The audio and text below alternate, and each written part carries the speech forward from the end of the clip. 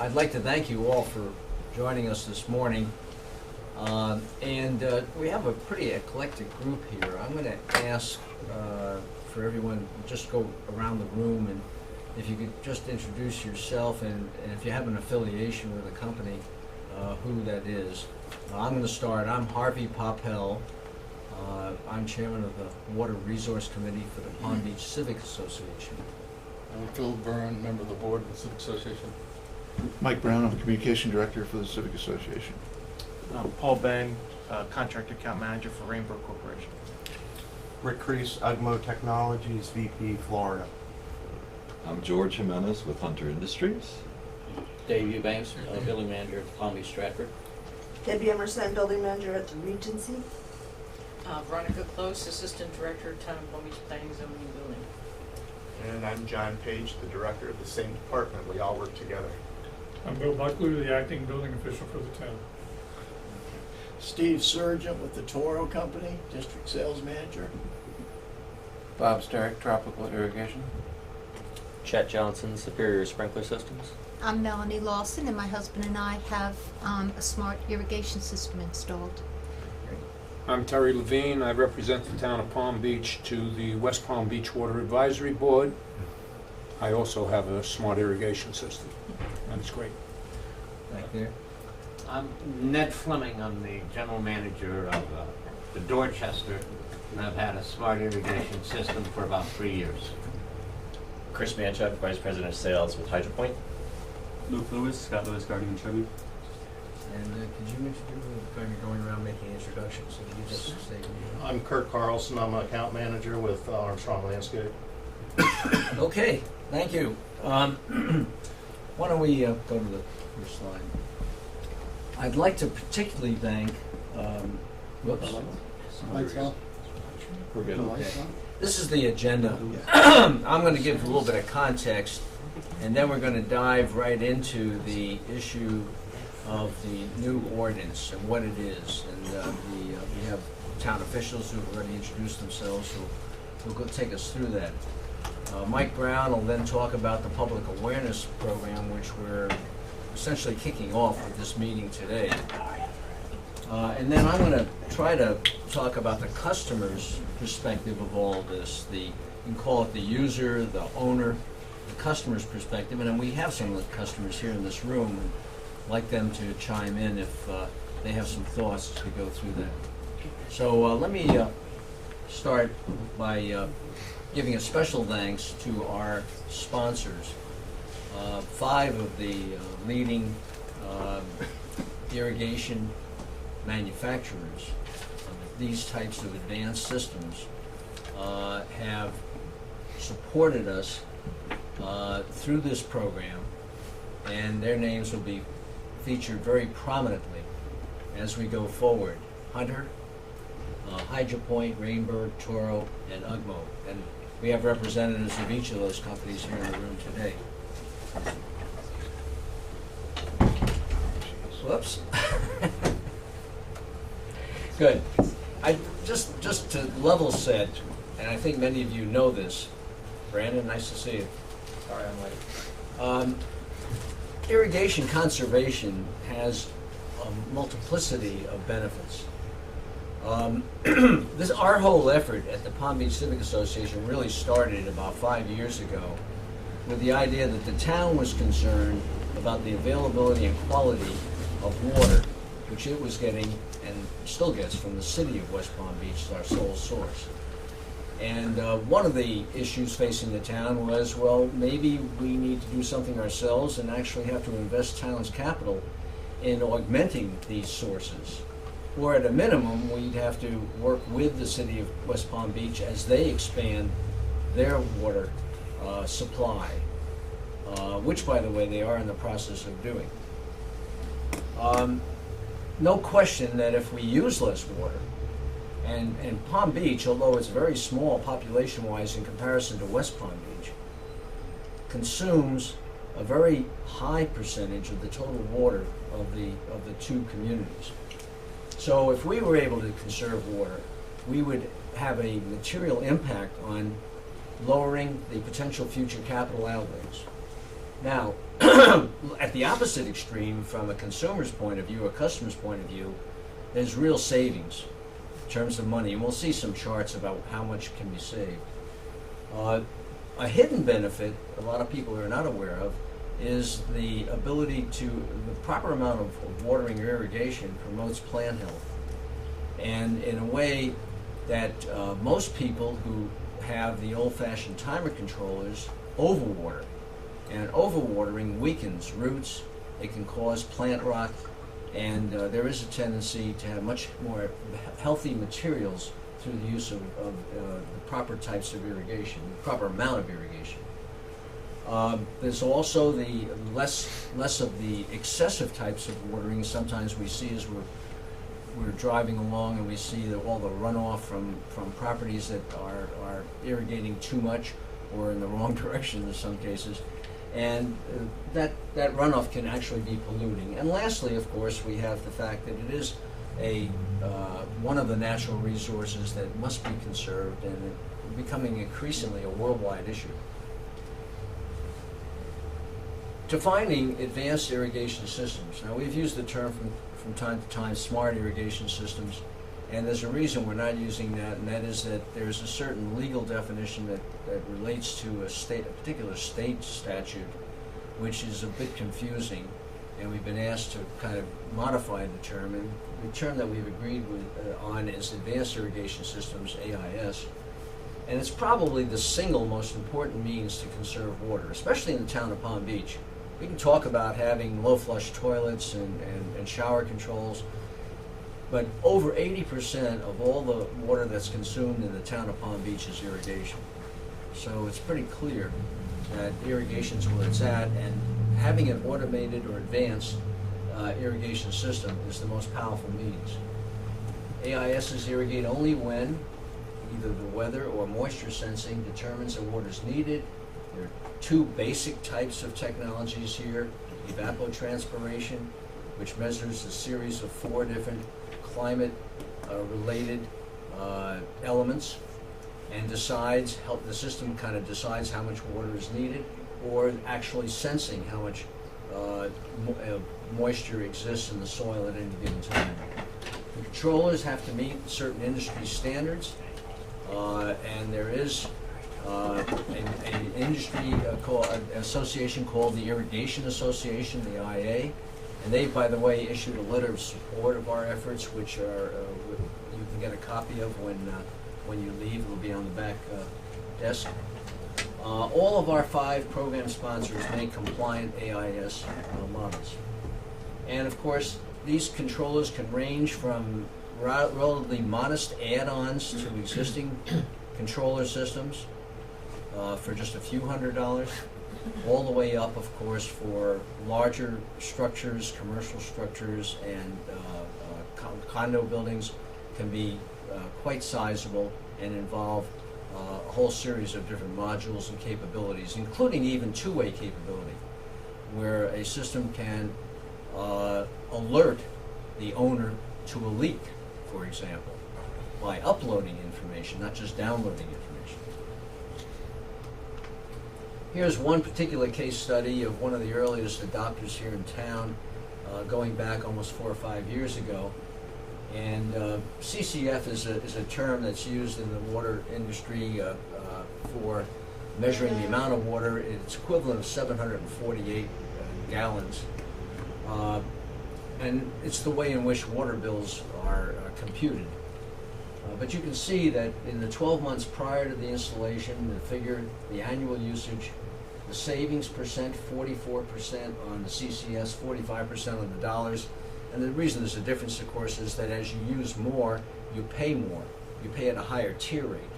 So people who, our tier rates here in town go up to over $5 a CCF when you hit a certain level of usage. In this particular case, the return was 191% on an ROI basis.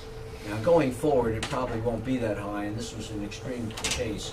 But the amount of savings, this happened to be in a property that was newly built, and a property that did not need any other improvements to its irrigation system. So this is a sole effect of AIS. Now, we've been trying to promote this concept for about 5 years, and we've had a modicum of success. And there's certainly several dozens, if not maybe 100 or so systems that are installed in town. It's difficult to come up with an exact count because up until now there's not been any registry existing. So one of the obstacles, lack of awareness, and we, the association, have been trying to stimulate awareness through a series of activities spread over the last 5 years on a quite limited budget. The watering restrictions, a lot of folks have felt that as long as we can only water during certain hours of the day or certain days of the week, we're not in control of our own system, so what benefit are we going to get from some sort of automated system that is also going to be under the same restrictions? Now, the fact is, actually, the automated systems do conserve even under restricted hours of operation, but nevertheless, there's a psychological element here that the owner doesn't feel really in control of their situation and hence is not as motivated to move forward. In some cases, local contractors have probably not taken as much advantage of the opportunity as could be. In my position, having been visible and trying to lead this effort, I've gotten a lot of feedback. I've been asked for recommendations and referrals. And in some cases, I've seen efforts that are less than stellar. And we're going to talk to that a little further down the road. So what the customer really needs to see from the trade, if you will, from the contractors, from the landscape maintenance firms. And the landscape maintenance firms have really been oblivious to all this for the most part.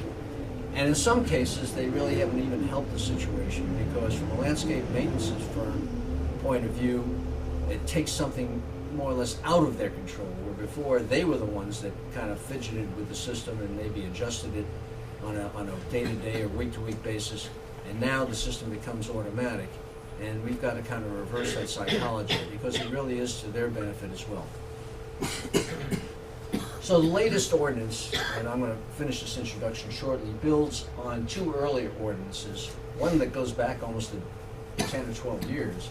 And that's an ordinance most people aren't aware of that mandates that everybody who has an irrigation system is supposed to have some sort of a rain gauge or a rain measurement that shuts the system off whenever there's rain.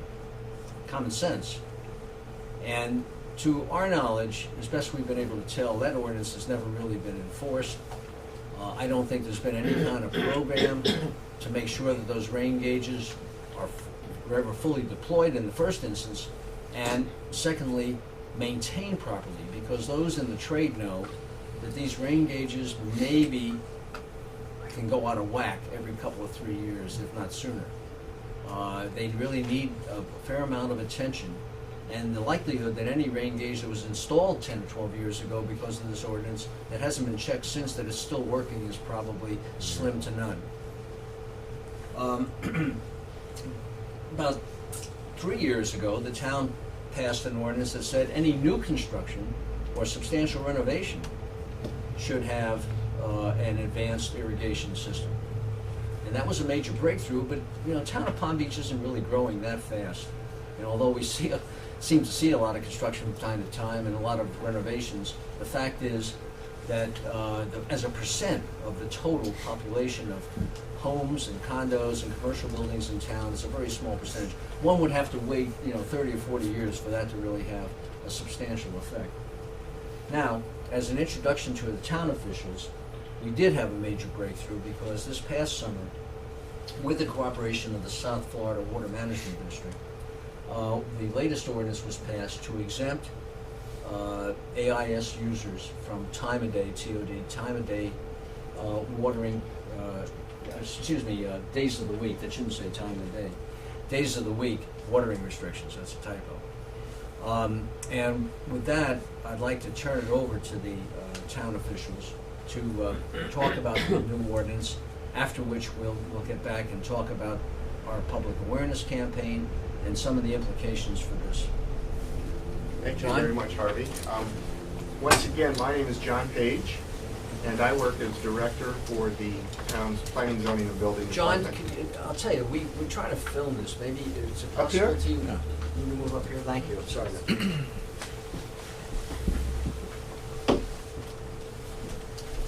So, John Page, and there are three of us from the town here today. We're the faces of town government. Myself, Veronica Close, whom you're going to hear from in a few moments, and Bill Bucklew. First of all, I want to say that the town is very, very pleased that we're not in this alone. The Civic Association is very, very interested, obviously. Harvey is a big proponent, and I suspect many of you are as well. We're pleased that this group of people is going to help move this ball forward. And of course, it's going to be good for the environment. It's the right thing to do for a lot of different reasons. I'm only going to make a few comments this morning, but as I was listening to the introductions a few moments ago, I heard at least 3 people indicate that they have already implemented advanced irrigation on their properties. And I'm hoping that your experience has been good, but I have not talked to people who have been operating these systems for a number of years. Just a nod of the head. Are you pleased with what you've done? And has it saved you money? It's cut my bill in half. Really? And your landscaping has thrived in all this time? That's great. Another gentleman in the back, I think, said he had the same experience. That's wonderful. Just a few notes. I don't have to go through all of the benefits because I think everybody realizes what they are, but we see this as good for the environment and good for the pocketbooks of the people who are going to be investing in this kind of technology. It's going to do something to promote less energy usage, and I just don't see a downside to it. It's not terribly expensive for a homeowner to get involved with this kind of a system, and it's nice when you're involved with town government to be able to come to a group of people to say, this is going to work for a lot of different reasons. Our town council has been involved with this effort in this sense. As Harvey noted, there have been several different ordinance revisions in Palm Beach over the years. The latest one occurred just in August of this year. And it says that if any homeowner here, any property owner is going to install an automatic irrigation system of any kind, it has to be improved with advanced irrigation technology. And in a few moments, we'll be talking about the mechanics of how that permitting will work and the records that we'll be keeping and the benefits of going to advanced irrigation. Of course, the incentive is that exemption from days of the week watering restrictions that Harvey mentioned just a moment ago. What we're going to do, we created a variance procedure. The term variance is going to allow property owners who have installed a proper system to fill out a fairly simple form. It's a variance form. That variance form is going to be submitted to the department, and our building official will check to see that it's completely and accurately submitted to the department, and assuming it's approved, and it likely will be if your system went in according to code, you'll go into a database and you'll be exempt from those days of the week watering restrictions. More about that in just a few moments, but that's going to be a good share of what we'll be doing to make sure that the systems work properly over the years.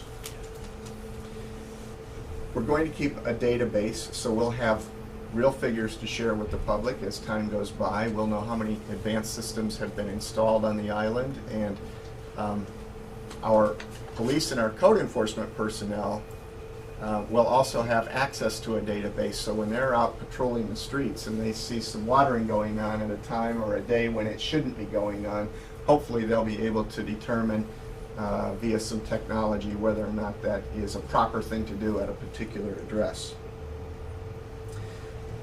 The system, of course, in order to receive a variance, is going to have to be certified. And we'll talk about the certification process in just a few moments. There's going to be a one-time fee to the town of Palm Beach of $300 for the administrative work that we're going to do to review the variance and to approve the variance and to augment our records and that sort of thing. Even though that fee is only paid one time, this advanced irrigation system is going to have to be recertified once a year. And again, we'll talk about that in just a few moments. We think it's a program that's good for everybody.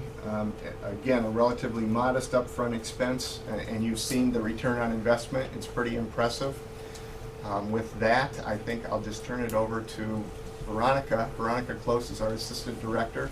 She worked closely with the council to create the ordinance, and she's familiar with the nuts and bolts of the ordinance itself. And I'm going to ask you to come up here and take my place, Veronica. We're going to stick around through the whole session this morning, including any questions and answers you have. And if any of you want to speak to us individually when the meeting's over with, we're happy to do that as well. Thank you, John. I'm Veronica Close. I'm the Assistant Director, and I'm just going to discuss the process a little bit more in detail, but not too much. And I did bring some forms, but I'm not going to give them to you until after I've talked about them first. You've heard what it is, what it does. We're excited about it. We developed a new program in our department to track it, to enable everyone to come in and apply. We put it in a new part of our program that will automatically remind owners when their renewal is up. So let me go into the process a little bit. As you know, it's a variance from the days of the week watering. It has to include an evapotranspiration controller. You know that, and our Bill Bucklew, our acting building official, and his guys will be reviewing it to make sure that it meets that criteria. Now, our application process, pretty simple. It's a one-page application filled out by the owner and submitted to our department. We accept it in, we enter it into our licensing program, and we send it out to our inspectors to see if it needs the system needs an inspection. If it doesn't need an inspection, Bill reviews it, signs off on it, then we order a sign. That $300 application fee includes the cost of the sign. We order the sign gets placed on the property. It's a flat sign, flat to the ground as I understand it. I haven't seen it yet, but I'll see it shortly. And it has the address of the property on it. That way our code enforcement police can see that when they see a property being watered when normally wouldn't be watered, they know right away. They can see the sign, they know right away that it's okay. They can also go into our system right from their cars, as a matter of fact, and make sure that there is a variance for that watering outside of the days of the week. Once the sign comes in, we take the sign and we issue the variance to the owner. We notify the owner, and he or she picks up the sign, or their contractors or you guys maybe pick up the signs. They install them, and then it's good for a year. At the end of a year, we send out a notice to the property owner, whoever's name is on the application, and say, by the way, your system needs renewal. They'll contact their plumber or a qualified person to do an inspection of the system, make sure it's working. They fill out a little one-page certification form. It gets submitted to us, and the system automatically gets renewed. We also, that $300 application fee is good for the life of that variance, as long as that owner owns the property. If you sell your property, then the new owner comes in, fills out a transfer form. There's a $75 fee. Sign stays where it is. We process the new information and get a certification form, that one-page form, and we renew the variance. And that's basically how it works. Tried to make it not too much paperwork, nothing more than one page. And every time you come in with a permit for a new system, the contractors, when you get your permit, we'll have this information attached to it that you can give to your property owners. Also, our information, all those forms, all the information, the FAQs are online, townofpalmbeach.com. Just come to our webpage. Very simple, townofpalmbeach, all one word, .com. Come to the PZB webpage, and you'll see right on the right a reference to it. Just click on it and take you to all the forms, to the links, to everything you'll need. If not, I've got business cards. You can always call me, or you can call our acting building official. Bill Bucklew would be happy to answer your questions. And I think I've covered. Just a reminder that if the system's installed and there is no variance, They're still restricted to the days of the week that are in our ordinance. So that variance helps your system actually water when it needs to water. By being able to water on whatever day the system says it needs water, and with the variance it can do that and there's no penalty. This, just as a reminder, this doesn't exempt the variance does not include when South Florida Water Management puts out severe water restrictions. Once those are out, the variance is no longer applicable for that period of time. But until then, the variance helps you and helps your system water when it needs to. And does anybody have any questions about what I covered?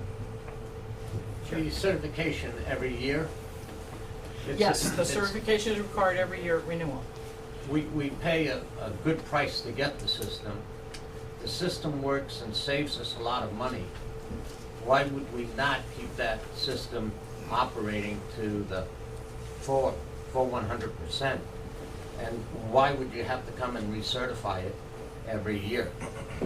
Well, your plumber does, but that's the way the program was designed. I can answer part of it, and some of the contractors here might be able to answer part of it.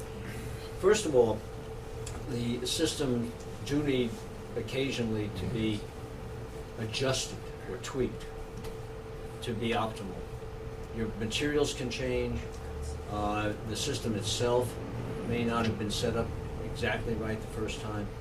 That's one reason. Second reason is that there are times when some of the landscape maintenance people will disable the system or fidget with it.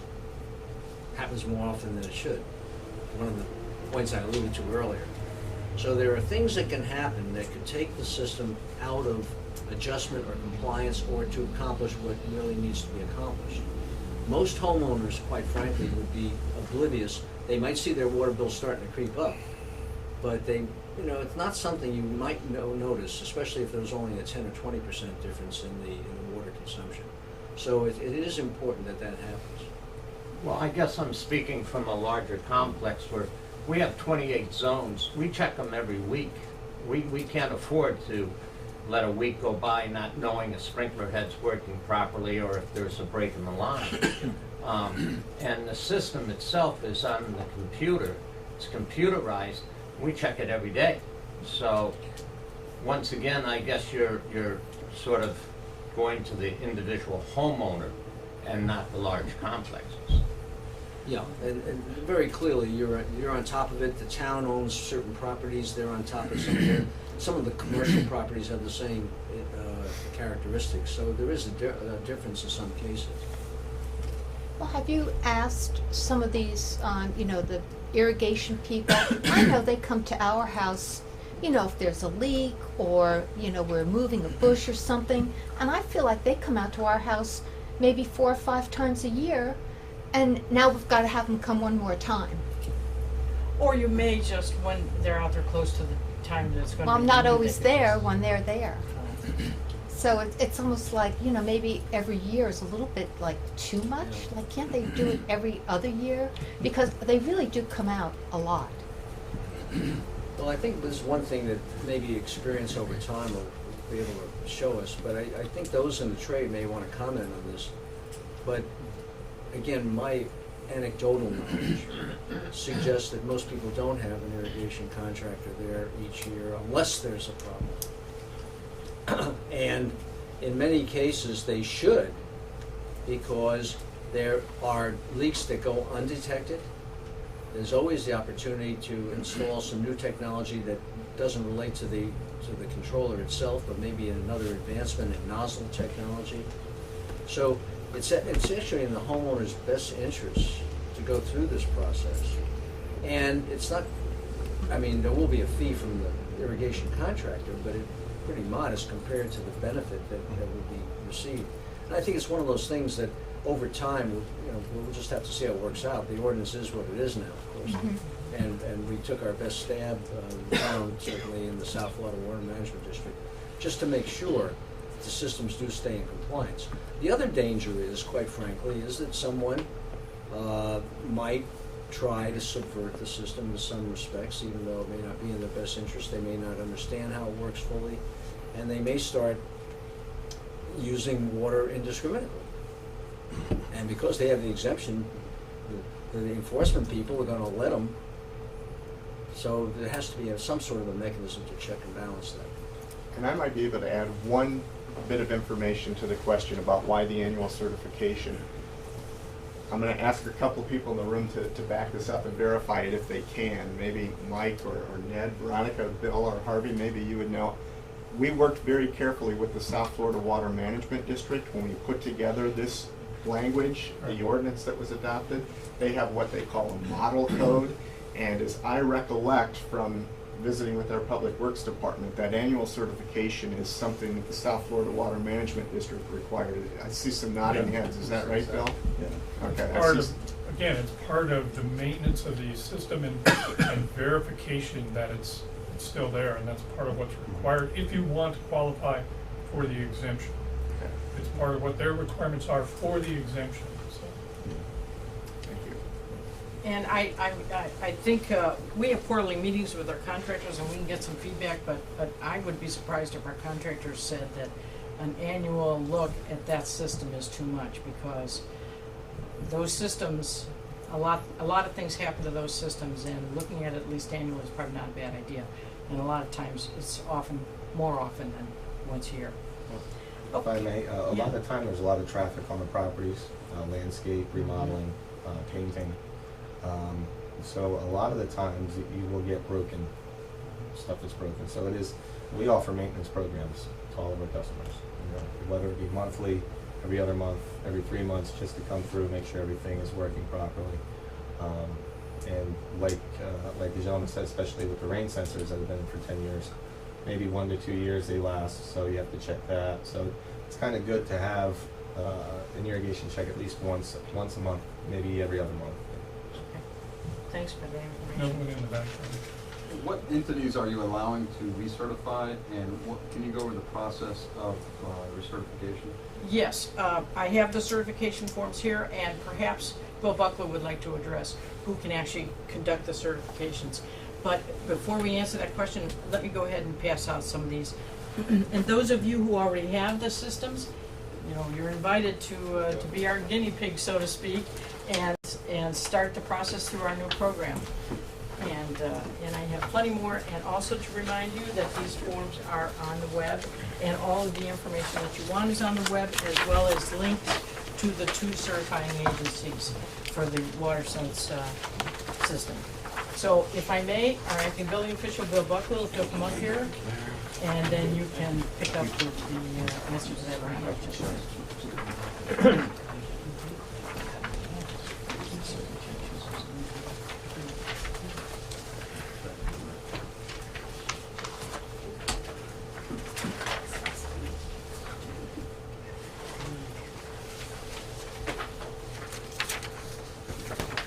First of all, good morning. I appreciate the opportunity to be here. Mr. Poppel has done an outstanding job of going into some of the technical aspects of this type of requirement, this type of system. So I'm not going to reiterate some of what he said. As building official, acting building official, my job is to oversee permitting and construction in the town and to enforce the building codes and the town ordinances relating to building construction. And of course now the irrigation systems and those types of things fall under the town ordinances for that. So part of my responsibility will be to kind of oversee the permit applications and the things that come in relating to this type of variance, and to make sure that they meet the qualifications that the town has written in the ordinance. So one of the things that we do look for now, or we have looked for in the past, is to make sure that the right type of controller has been installed in the system. Going forward, we're going to be taking a little bit closer look at those things, because now people are going to be applying for the variances, and we want to make sure that the documentation you provide to us lets us know that the controller that you're using is not John Doe's controller from Timbuktu. We want to make sure that it is a certified controller, one that meets the requirements of the associations that certify these, and that will do the job that's intended by the ordinance. So that's one of the things I'm going to be looking for very closely. So as irrigation contractors, when you come in to apply for the permit, you're going to need, part of what you're going to need to give to us is the specifications and the information on the controller that you're going to be using. I think we've been asking that for that now, but it's going to be doubly important now because it's going to allow, especially if you've got a new home under construction or you're doing a big remodel that's going to kick in the requirement for an advanced irrigation system, it's going to be important for you to come in and give us that information, because when that project is finished and when that remodel is all done, your homeowner more likely is going to want to apply for this variance. So if we have that information on file in the permitting system already, it makes our job a lot easier. For those people that have already had the systems installed, we would like to have that information. If we don't have it, as part of that initial certification, we're going to have to get the information on your controller so we can review it to make sure that it meets the requirements that are stated in the ordinance and also put out there. There's a lot of information on the different types of controllers that are out there on the web. Yes, you have a question? The equipment that you are going to approve when a contractor chooses or a homeowner that chooses the equipment, is that listed under EPA water sense? We're going to look for that label. There are some others that may not have obtained that label yet. I understand Mr. Brown was telling us this morning that EPA is a little bit behind the 8 ball. So if that's the case, then we will, if you submit something that doesn't have the EPA water sense label on it, then I'm going to do some homework and some checking to find out, to make sure that what you're submitting to us meets the requirements. That's the way it's going to work. We would like to see the EPA water sense label, because that's going to make our job a whole lot easier, because we know that those particular controllers have been certified and tested. But if you've got one that doesn't necessarily have that label, if you give us the information and we can verify that it does meet the requirements, then you can install that. Yes. One other comment. There's another source for authorized systems would be the Irrigation Association's SWAT, what they call SWAT systems, and there's a list at their website of systems that qualify. They're not exactly congruent with the water sense, but between the two, they really do comprise the set of authorized equipment. Those website links will be both on the town website and on ours, and we'll be sending them out so that everyone knows what systems are on there. And I talked with all the manufacturers ahead of time to make sure that they had systems on both. Irrigation Association's more up to date than the EPA water sense website. So that's what we're suggesting, is you go to the IA site first, and hopefully the EPA will get caught up, but we all know how government works, so federal government, so it's slower. What happens if a client applies and it's not on the list? Do they get their $300 refunded to them? I would assume you would, because you would not qualify then for the variance that's being requested. So, and then also you wouldn't be allowed to install the system. So that's I'm saying for maybe a previously. Oh, previously installed system, right? Yeah, they would have the option of upgrading their system. Yeah. No, I was just going to ask, haven't you or won't you develop a list of approved systems, which is an easy thing for anybody to check? Yes, we will. We will. As a matter of fact, for the sprinkler contractors or manufacturers that are in the room, if you want to start giving us the information, I can start a collection file, and we can scan those and get them up wherever we need to get them up so that you have access to them. So if you want to start passing that information along to us and submitting it, we'll take it. So that, again, anything to speed up the process. The question was asked about certification of the system. There's a certification block on the application. It says, I, blank, Florida license, blank, expiration date, hereby confirm and attest that I am qualified to perform an annual maintenance review of the Evapotranspiration-based ET or moisture sense-based control system for the property listed above. So what we're looking for is a licensed contractor. It can be an irrigation contractor, it can be a plumbing contractor, somebody that deals with water and with irrigation systems. Those are the people that can certify your system or recertify your system. So that's what we're going to be looking for. You need to have a Florida license to do the work. Again, I don't want to go too much into the technical part, but we feel from a town standpoint that this is going to be very, very beneficial to particularly the homeowners and the condo residents also, but someone who has spent, because I see it all the time on building permits that come in, you're spending hundreds of thousands of dollars on landscape. And because there's problems, maybe water restrictions, but they're not severe water restrictions, you've got to maintain that landscape because that's an investment that you've made. And we want to assist you in doing that.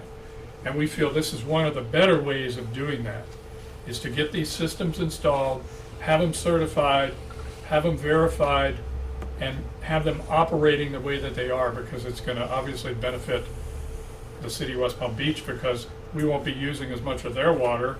They won't be complaining about us. We'll also be using water only when it's needed.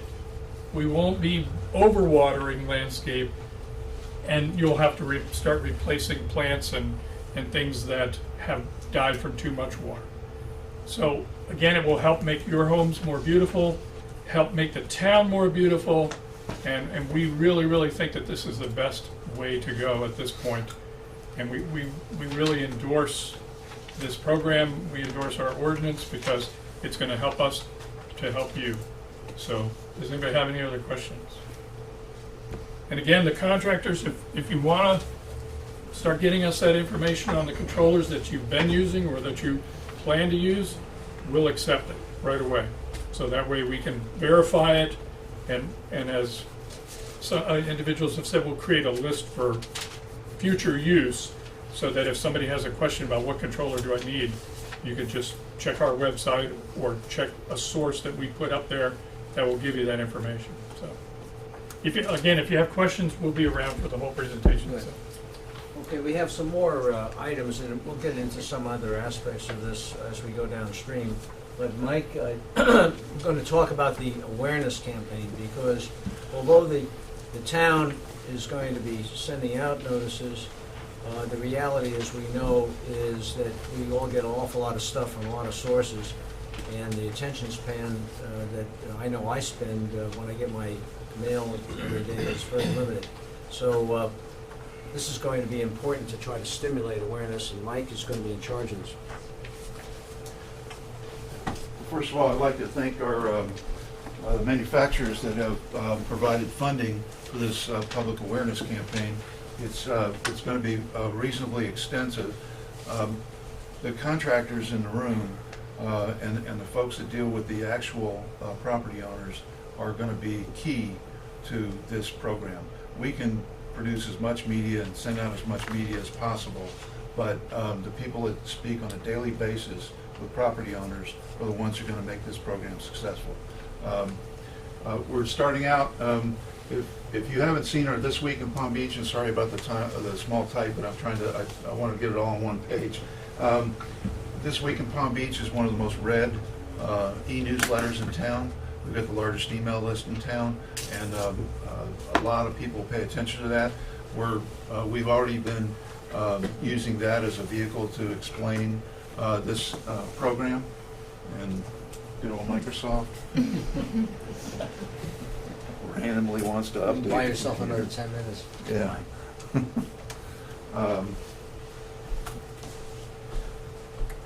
So we're going to have stories and material that goes out every week. All of the manufacturers will have ads with links to their site about this technology that's available. We've got our event today, which kind of gets everybody oriented on what we're doing. We will have a series of articles. First, a general overview of what the ordinance is and the program, and then some success stories, one for each technology that is available from Hunter, Hyder Point, Rainburg, Toro, and Ugmo. We'll have website ads about the overall program and from the manufacturers as well. We'll have a townwide direct mail newsletter postcard, 8.5 by 11 postcard that describes this entire program. There's 3,300 water bills in town. There's 8,600 residents. Everyone will get that direct mail piece describing the program. We're going to have a direct mail letter to the top 200 water users in town. They will get an actual letter. We did this a couple years ago. It was pretty successful in getting some people to sign on to the systems. Obviously, there'll be some news releases. These are all going to be happening early in November. We've already started our social media campaign with Facebook, Twitter, Google, and LinkedIn. And one of the big parts of this program is we're actually going to be doing news packages, video news packages on the overall program, and then for all the ones that we did customer success stories about in print for our website, there'll also be a video for each one of those technologies that's available for people to understand all the different types of systems, the customers that are using them. We've already lined up the five customers, and we're going to be shooting their properties and interviewing them and seeing how they're doing. And those will all roll out over November, December, after the residents start returning. So that's the main part of it. This is a perfect time for anyone that sells these systems to take advantage of it. We're going to have this in the media a lot. The paper had an article about it last week. That was at our prompting. We will, so we already had some earned media. They said they're going to do some additional earned media about this. I met with the publisher of the Shiny Sheet, and we're going to, of course, be pumping out a lot of content over the next few months, all the way through the entire season, so that people become aware of this program. Yes, sir. Question, Mike. Residents, what is the compliance time as far as having to have this implemented? Yes. Yeah. What's the compliance time?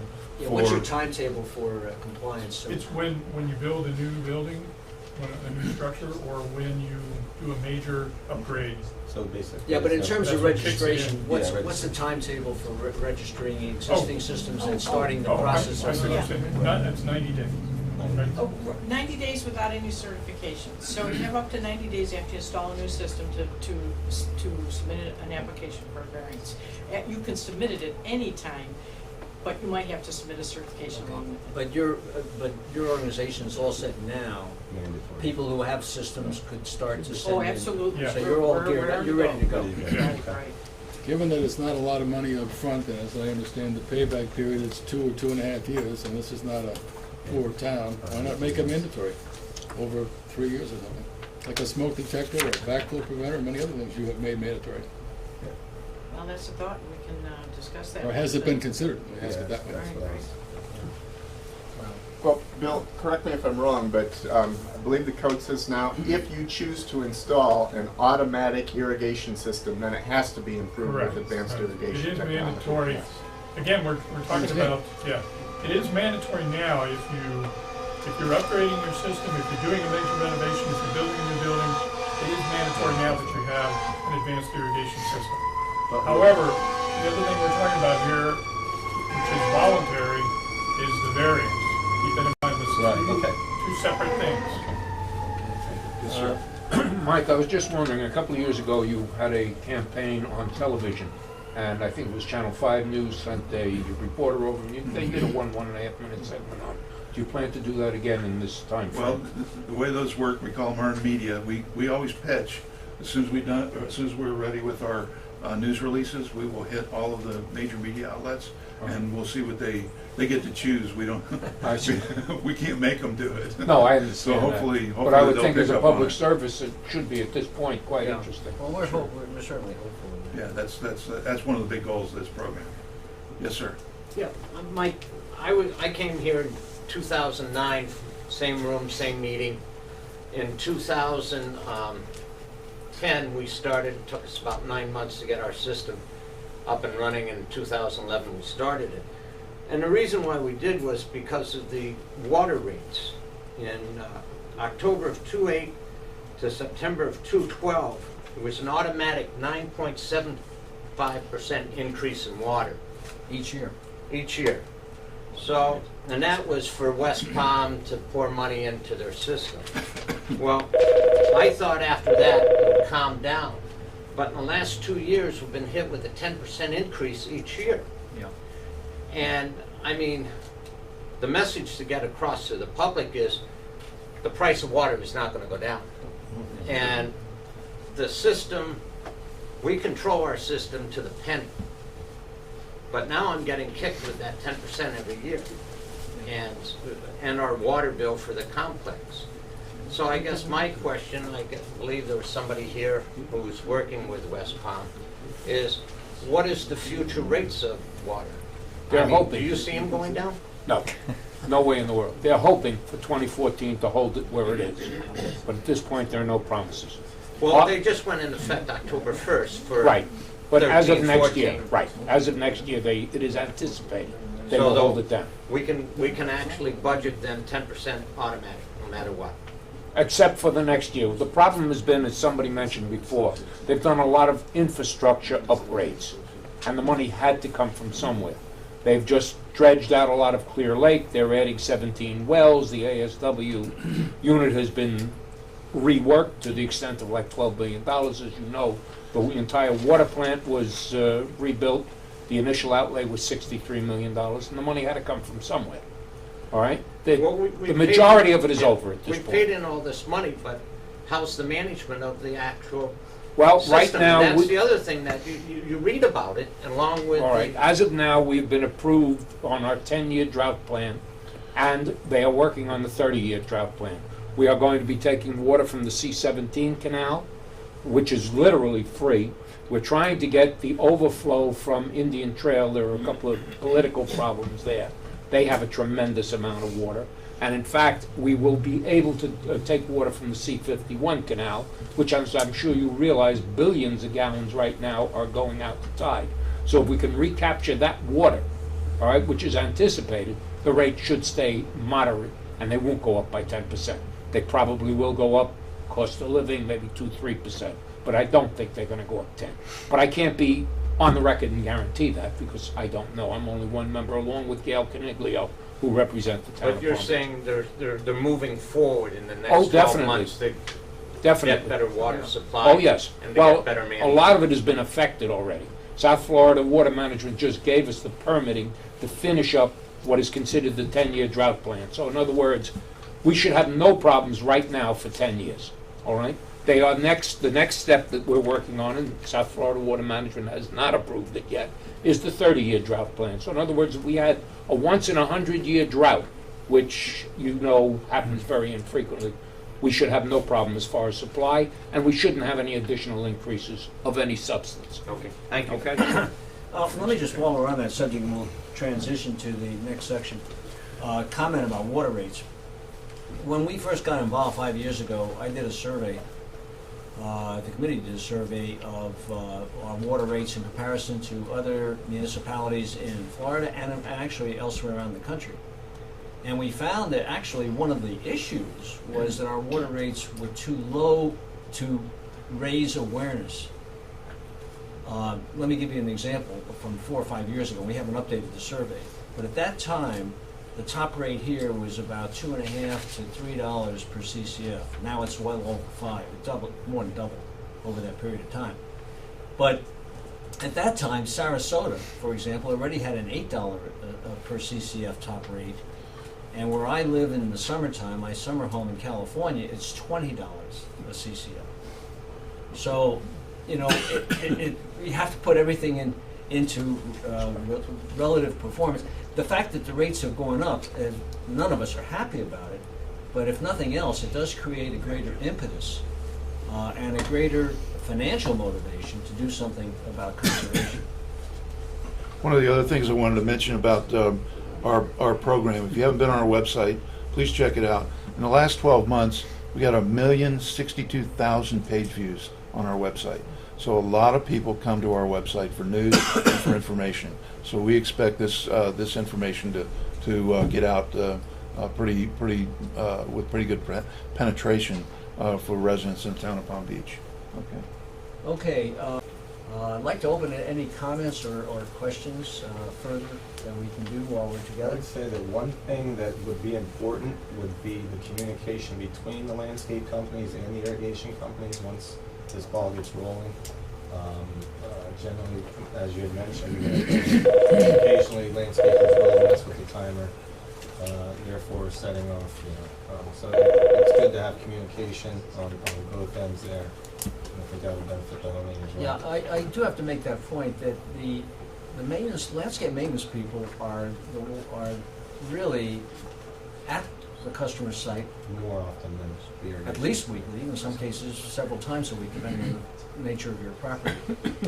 And I think it's a unique opportunity and for the landscape maintenance people to help make the owners aware of this situation to their benefit.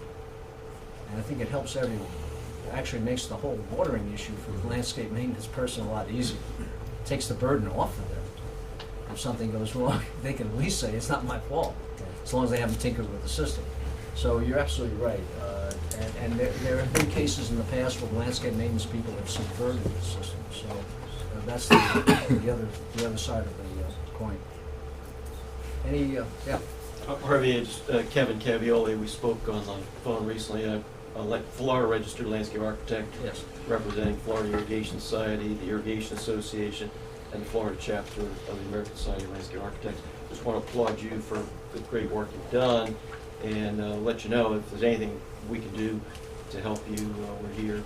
And I think moving forward, the thing you can do that was on the bottom of the previous slide is to benchmark your results. Keep, education's the key.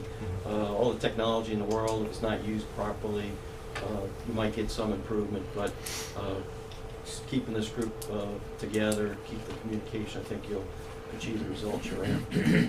And Brent Meekum sends his regards from the Irrigation Association. Wish he could be here, but yeah, we have a letter from yeah. him on the back there that gives their support to our program too, for those of you that want to grab a handout as you please. Just a good common sense approach though you use. Really applaud you. Anybody else? Yes.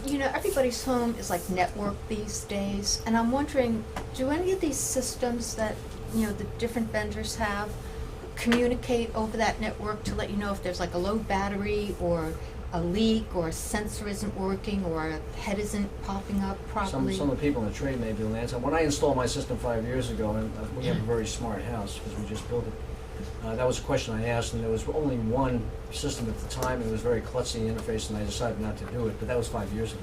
So, yeah, I would say there are systems that is simple enough that the homeowner could monitor on their own, to more sophisticated systems that the professionals in the industry use to monitor properties through the internet or. yeah, there may be. I would think that those people that have master home systems like Crestron, for example, which we have, but by now the interfaces have been developed. I haven't researched it more recently, but 5 years is an eternity in the technology industry.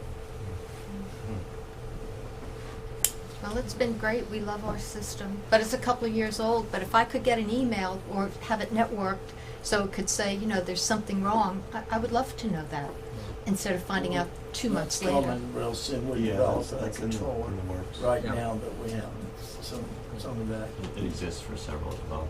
Okay, well, if that's it, I appreciate your being here today, and we'll hear a lot more about this, we hope, in the coming weeks, and we'll see how it works out, and we appreciate your cooperation and support. Thank you very much.